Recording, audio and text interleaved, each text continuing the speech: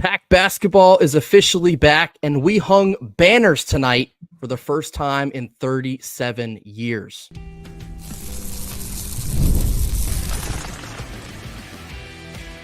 You are Locked On Wolfpack, your daily podcast on the NC State Wolfpack, part of the Locked On Podcast Network, your team every day.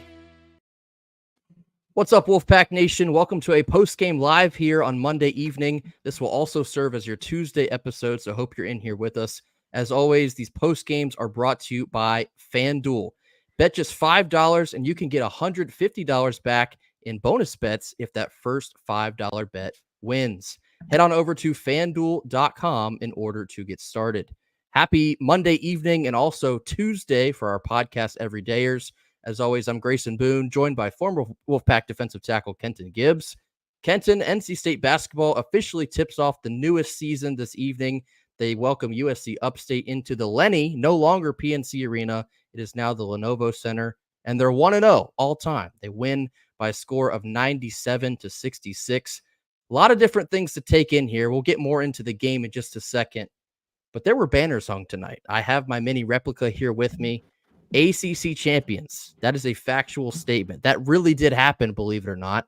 And then also, they took their show on the road. They went to the Final Four. It was an incredible moment for me. I tweeted it might get dusty around me in the stands.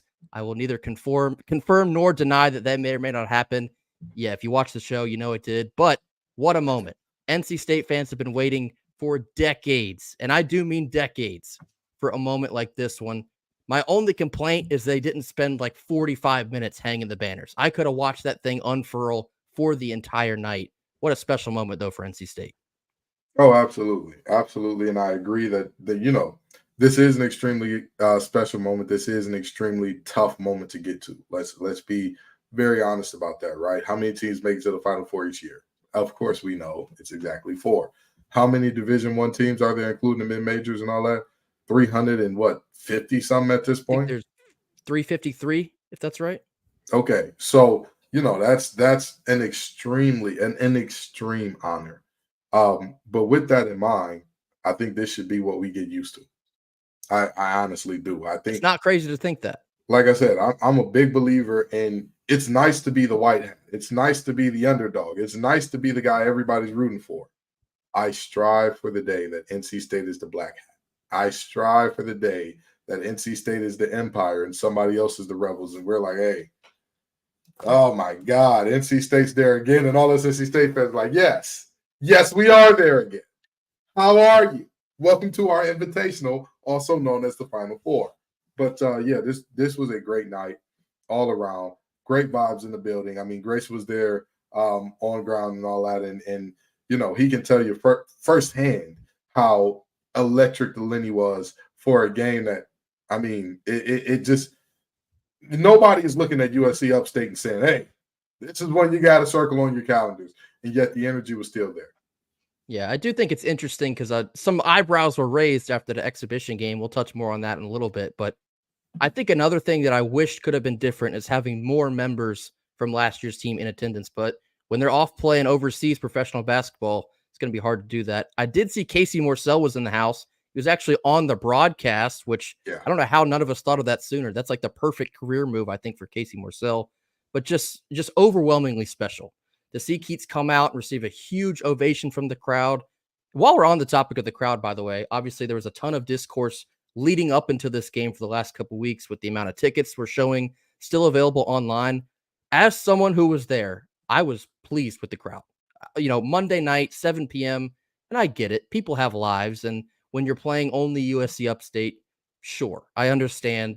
It doesn't exactly move the needle, so to speak, but I thought there was a pretty sizable crowd, all things considered. And obviously, when you're handing out mini replica banners and you're hanging real ones up in the rafters, I thought all things considered, it was a great night for the fans. So shout out to Wolfpack Nation.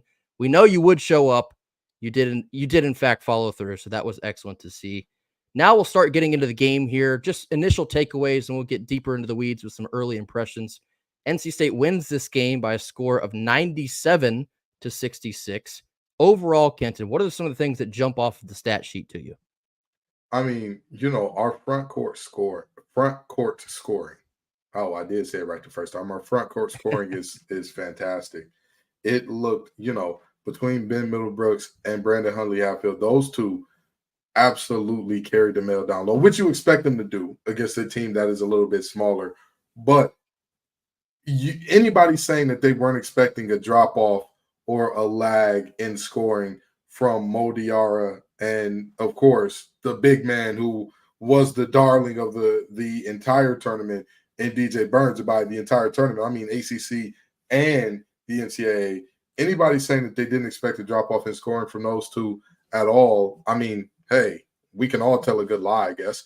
But those two combined for, what was it, 28 on the night? Like, that'll get it done. That'll play. If we can consistently get in that 20 to 28-ish range from those two, I think we're in an excellent position going forward.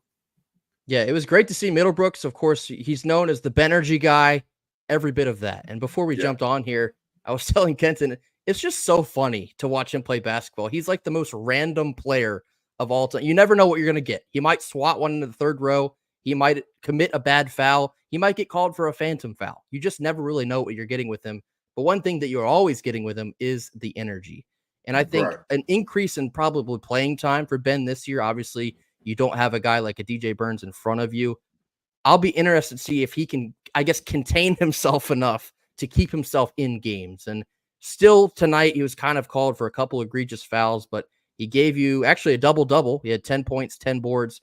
That's what you're going to have to get from him night in and night out. So that was excellent to see. Brandon Huntley Hatfield, conversely, I thought he had a pretty solid game. He finished with 13, 5 of 6 shooting. I'm going to touch more on the free throw shooting in just a bit, but I would have liked to see him be a little bit more aggressive. And I know it's just the first game. We're going to see a lot more of that going forward, but I kind of expected him to be a little bit more of a dominant force. So perhaps that is something to keep an eye on moving forward. But to your point, Kenton, yes, I was overall impressed with the front court. I thought they handled their business. The two of them combined gave you 25 points. That's great. If you can get that on a consistent basis, I think you're looking at something special here. Now, on that topic real quickly about the physicality from a guy like Brandon Huntley Hatfield, being that he is your biggest, most physical body on the team, I need to see him pull down more than 4 rebounds. And yes, I know it's a case-by-case basis, so to speak, but that needs to be like the enforcer, so to speak, because one of my concerns that I started to kind of take note of tonight, I think rebounding, and I said this a couple weeks ago, rebounding may be a struggle for this team at times, because there's a couple times Keats was running a smaller, like 4-guard lineup, which we talked about. They gave up way too many second chance points, in my opinion. It didn't obviously come back to hurt you, but against the better teams, it will. So I think I need to see a little bit more physicality from the front court, maybe some controlled violence, so to speak. I think you'll probably get that moving forward. But for me, that was a little bit of a low point from Brandon Huntley Hatfield. Guard play, Kenton. What impressed you the most from the guards? From the guards, I thought to myself, the way they took care of the ball. That is something that I heard was a big concern. And when you look at the turnovers, for the most part, they weren't pick sixes per se, right? In that there were turnovers that translated into instant points, or there were turnovers where you're like, what under God's green earth were you looking at? What were you doing? There were more so turnovers of like I get it. You're just starting the season. You're just running these plays against live defending when you've got guys who are not specifically instructed, hey, what play is coming. Do not cheat it. You saw some turnovers that you were, again, by and large, I didn't see that many that I'm like, this is going to be a problem. We cannot have this type of performance going forward. So I think the way the guards took care of the ball was a big one for me, especially with, I believe it was the exhibition. I believe there were 19 or 20 turnovers, something along those lines. Yep. Yeah, 19. You cut that nearly in half at 11. I got to be excited about that. And I'll say this, I believe we had 11 tonight. I think like 7 or 8 of those were in the first half. So you're really kind of tightened up in the second half. First half, I thought there were a couple lackadaisical plays. Opening night, first game jitters, sure. But guard play all told, yes, I think they did a relatively good job of controlling the pace, controlling the tempo, and obviously taking care of the basketball. Michael O'Connell, and I had tweeted this from our account, looks just so much visibly like polished from game 1 last year coming into game 1 this year. And We saw him blossom as last year went on and ultimately becomes a folk hero, hitting that shot in the postseason. But this year, he just looks like he's commanding the floor whenever he's on it. And that was so inspiring to watch from him because we need him to be a floor general. We need him to make the right play, make the right pass, take the right shot when it comes time. His three-point shooting looks smooth as it ever has been. And perhaps that's a factor that wasn't exactly thought of that much coming into the season. If he can consistently knock down 3 or 4 threes a game, that changes a lot of the way the offense looks. So I love what I saw from Michael O'Connell tonight. Marcus Hill, and I've seen some comparisons thrown around to perhaps some Darian Sebron. He is a wizard in the paint. And I know, again, disclaimer, game one, I got all that. He looked really good in the paint. Like surprisingly shifty for a guard, not exactly a humongous guard at that. The way he can, get you out of your shoes and then take it up for an easy bucket. We'll take every bit of that this year. Coming into the season, we had to go get a paint touch guard. If Marcus Hill can be that consistent in the paint, I think he becomes a real weapon. Yeah, I talk about Hollywood Smothers being too slippery, but this guy, when he's in the paint, you think to yourself, oh, they got the rim closed off. What's he gonna do? Oh, what is that move?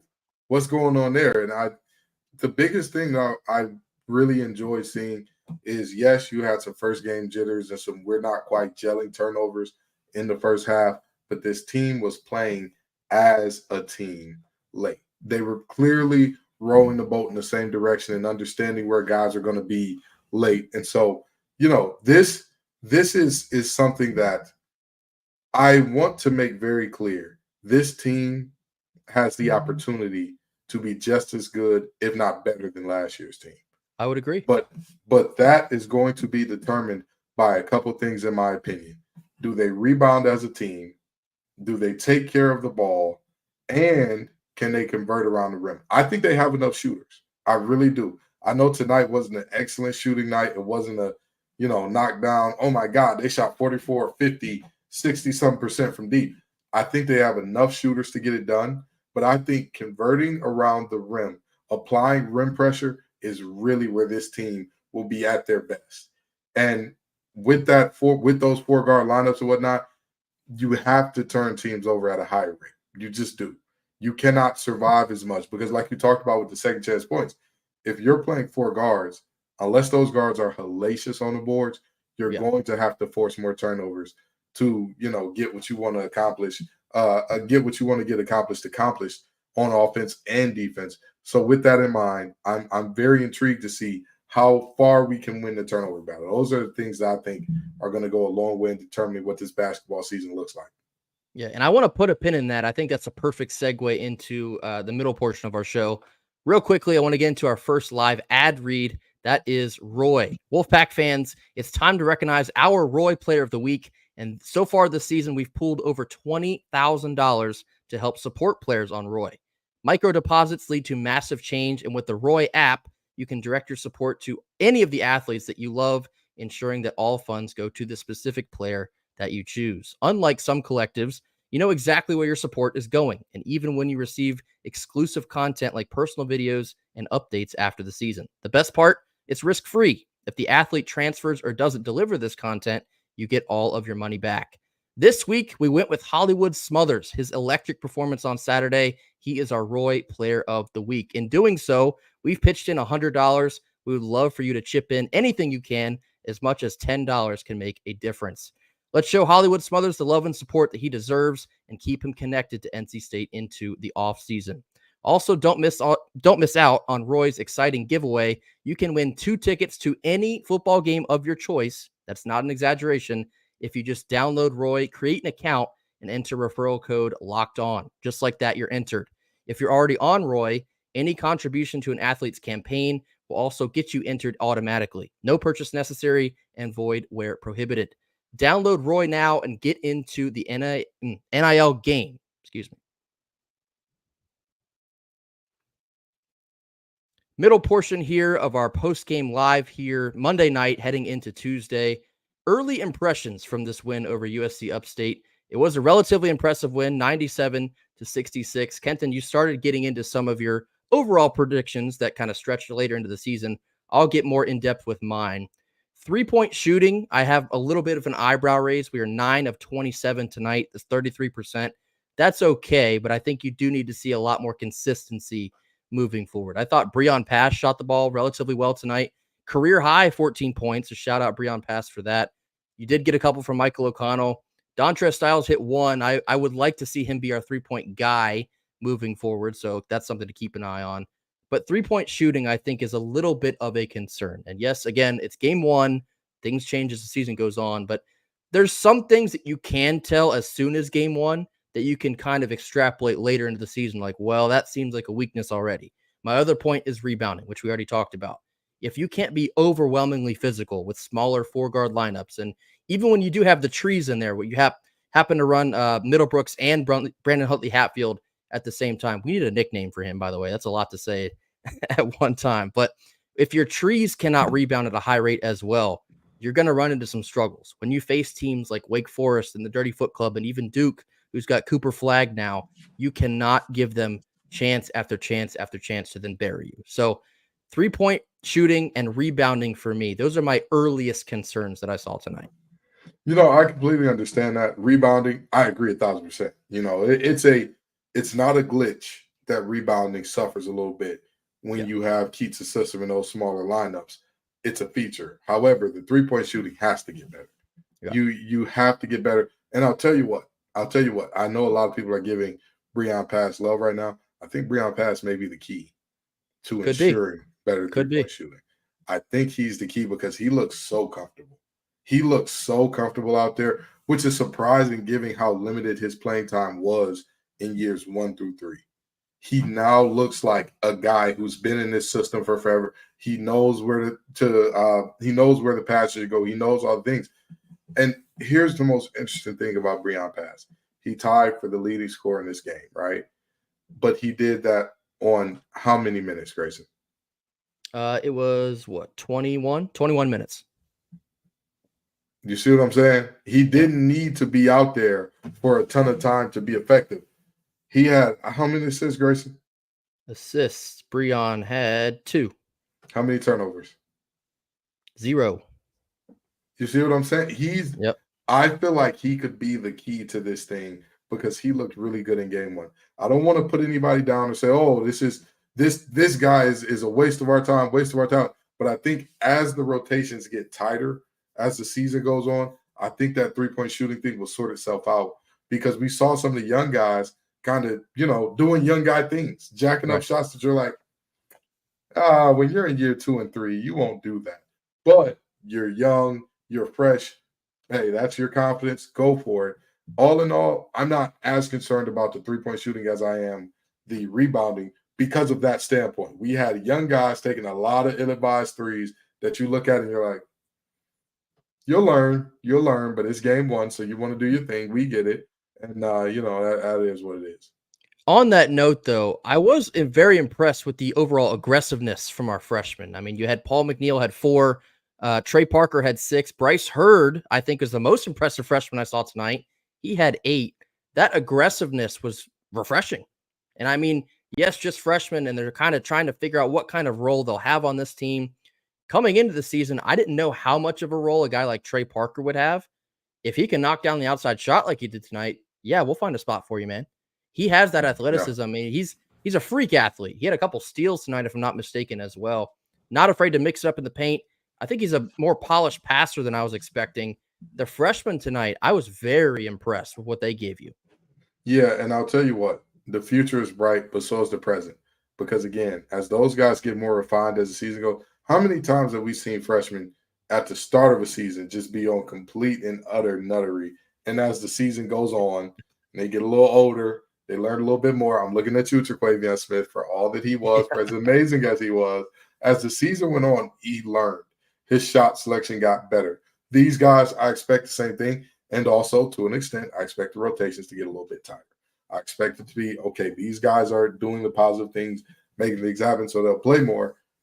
I think the 3-point shooting sorts itself out. But to the freshmen like you were talking about, I absolutely love the confidence. I think NC State has suffered from guys who had the ability but not the confidence many too many times. I would agree. we had multiple guys in the past that we're like, dude, you're a knockdown shooter. That's your shot. Just shoot it. Even if it misses, that's okay. You've got a guy closing out from 10 feet away. I'm okay with you taking that shot. If it misses, them's the breaks. It be like that sometimes. Don't pass up a really good shot trying to find the perfect shot. Don't let that perfect shot that comes up in your mind after 3 additional passes be the enemy of a really good shot. Not to mention, that lack of confidence, your teammates can feel it. And they're like, oh, why would I pass to this guy? So I 1,000% agree. The freshmen being aggressive. And another thing, our freshmen didn't shut down when their shots weren't going in. 100%. That, to me, is the biggest thing, okay? When I look at Paul McNeil, I say to myself, okay, your shot wasn't falling, but did you go into a shell and disappear entirely because your shot wasn't falling? Hell no. 5 rebounds, 2 assists. I mean, he did his thing outside of, hey, my shot's not falling, but I'm going to still hunt. I'm going to still find a way to affect the game positively. And that, to me, is a sign of maturity. Because how many times have I said on this show talking about basketball? A player's mature when he can succeed outside of, particularly scores, can succeed outside of their shot falling, which is something that was good to see from him. Yeah, it's more about how are you impacting the game when perhaps you're having an off night. That's more important than virtually anything else a lot of times. So I thought I love what I saw from Paul McNeil tonight, despite only having 4 points. Eventually those shots will fall. And when that happens, Absolutely, he's going to become dangerous. One more quick thing on the freshman before I have one more complaint before we transition into football. Bryce Hurd tonight, I thought he was the most impressive of the freshmen. 4 for 4 at the charity stripe. That was great to see. He has way more athleticism than I was expecting. I think he's just 17. I think he reclassified to join us a year early. So he may or may not be our Ryan Williams if he's good enough to play consistently. He looks a lot like John Morant. Actually, he basically is John Morant without the gunplay. So Bryce Hurd, I'm hoping to see a lot more of him as the season goes on, because we could use refreshment in these younger guys like that when, you have a very, so to speak, experienced roster. But if it's the young guys that are inspiring the older guys to play harder, that's only going to benefit the team more in the long run. So That was excellent to see from Bryce Hurd. Shout out Bryce Hurd. Still just a 17-year-old. That's fantastic. Last thing I'll harp on, free throw shooting. And this was a concern that we talked a little bit about from the exhibition game. It was bad then. It was bad again tonight. 12 of 21 at the free throw line, just 57%. That's got to get cleaned up. And especially long road ahead here, but when you get into the crucial moments like postseason last year, all of a sudden we became better at free throw shooting. That can win you or lose you games. Exactly. So once you're getting into these bigger non-conference games here at the end of this month and into December, if you're finding yourself in those crucial moments where you're consistently getting to the line and making the play, and then you're leaving it all, there at the free throw line, it's going to kill you. So I would like to see that cleaned up here in the near future. Certainly hope that it will, just game 1, but that was another small observation I had tonight at the game. Next, we're going to get into the hack-a-pack. Oh, I'm sorry. You can't let the hack-a-pack become a feasible strategy, especially it's a bit oxymoronic when you think about the fact that you have a small team that struggles with rebounding and struggles shooting free throws. Yeah. What type of bizarre world nonsense are we looking at here? Yeah, not exactly a winning combination there. One more quick live ad read before we get into a whole lot of nothing, whole lot of something. Our second live sponsor is FanDuel. Get ready to tackle the NFL action with FanDuel, America's #1 sportsbook. Right now, new customers can bet $5 and get $150 back in bonus bets if that first $5 bet hits. The FanDuel Sportsbook app gives you everything you need to place live bets on the NFL, all in just one singular place. When you get a hunch in the middle of a game, you can check out the latest stats, view live play-by-play, and so much more on the very same page you're placing your bets. Head on over to FanDuel.com in order to join today. Again, you'll get that $150 in bonus bets if your first bet of $5 or more wins. That's FanDuel.com in order to get started. Last couple minutes here of our post-game live after NC State's opening night win, 97-66 over USC Upstate. We're going to get into a whole lot of nothing, whole lot of something here. 3 topics. We'll tell you exactly where we stand on them. So just a couple nights after taking Lees McRae, a D2 school, to the wire, NC State puts up 97 points on opening night. Whole lot of nothing, whole lot of something.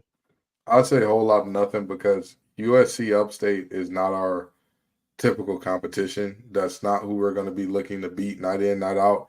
And if we have those goals and aspirations of, like I said, becoming the Black Hat, how many meaningful games will you play against a team that is of USC Upstate quality? Right. So I'd say a whole lot of nothing. Yeah, I would agree with you for the most part. Although something I do think is a small bit of a whole lot of something, every player that played, decent minutes tonight, they all scored outside of KJ and Jordan Snell. No disrespect, but everyone got into the game and they scored. So that was something that's nice to see so early in the season because it means, okay, we might have several different guys that can step up and contribute on a relatively consistent basis. So I think that was nice. But yes, I overall mostly there with Kenson's idea that 97 is great, but you're supposed to lay it on a team like USC Upstate. So business is business moving forward. Second one here, NC State football, transitioning now to the gridiron. NC State football put up 59 points against Stanford, the most they've ever scored in an ACC game. Whole lot of nothing, whole lot of something. Whole lot of something. I don't know how you downplay scoring more points than you have ever scored in an ACC game. Right. When we were one of the original ACC teams. That's right. It's not like we're a Johnny-come-lately that was in the Big East like some of these teams. No disrespect to Louisville and Miami and Virginia Tech and Company. It's not like this is a situation where we're like Cal or Stanford, where it's like, every week we're setting the record for what we've done in ACC.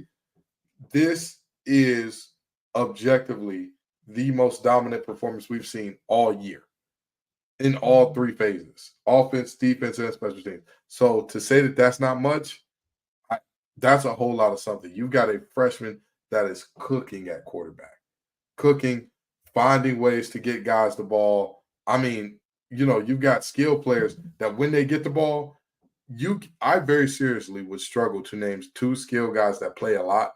I'm like, hey, if he has the ball in his hands, I'm like, go down.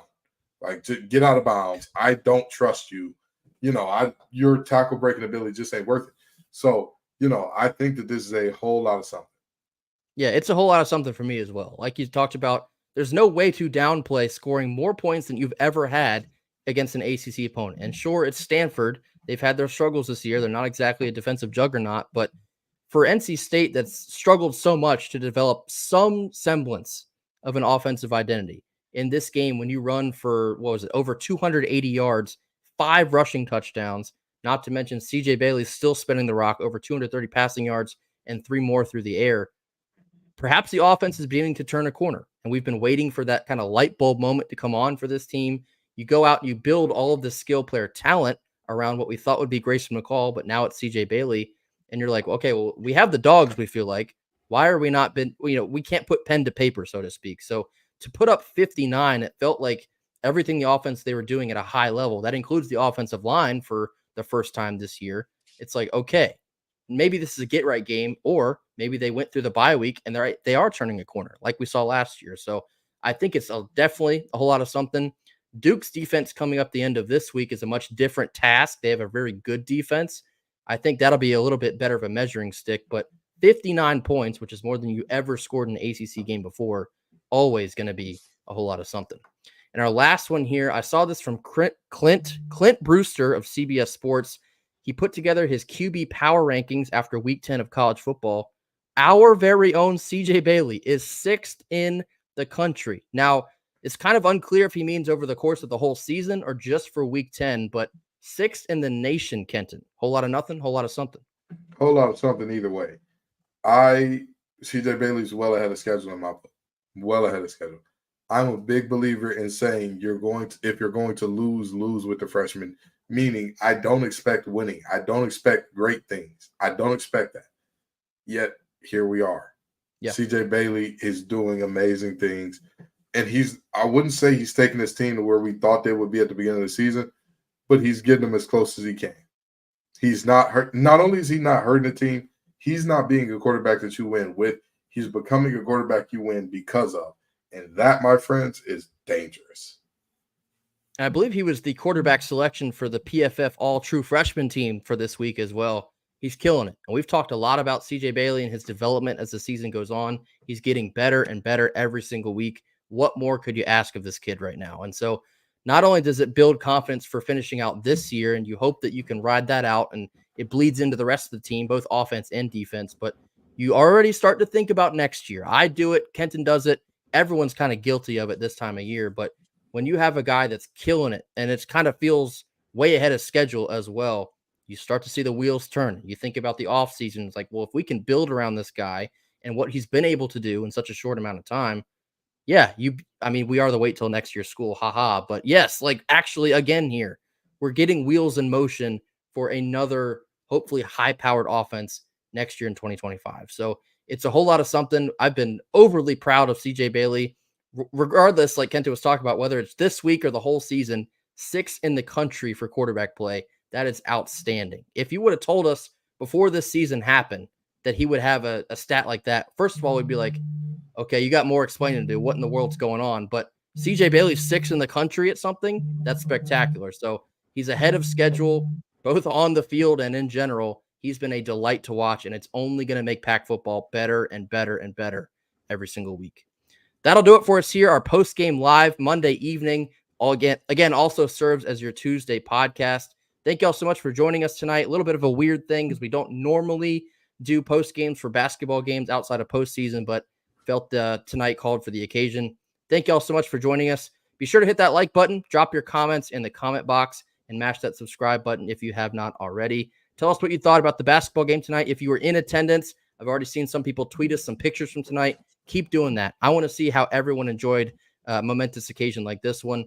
We will see you all again tomorrow on Wednesday for more. And until then, go Pack. Go Pack.